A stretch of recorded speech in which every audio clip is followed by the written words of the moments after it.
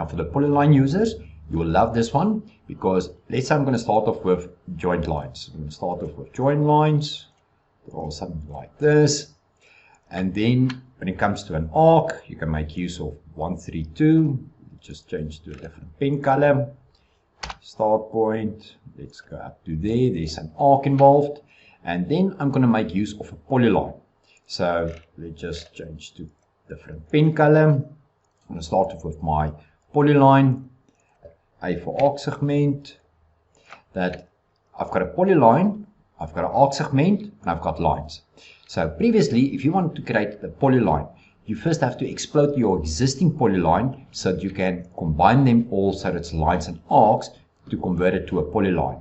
Now, new to Caddie 27 is even if there's an existing polyline part of your selection, have a look and see, you can still make all of them one polyline. So all you have to do is you're going to select the components, you're going to right click, and if you go down to make, you'll see there's an option that says make polyline from line, arcs, and polylines. I'm going to click on the command, and as you can see, if I select it, Caddie confirm the object properties, one polyline.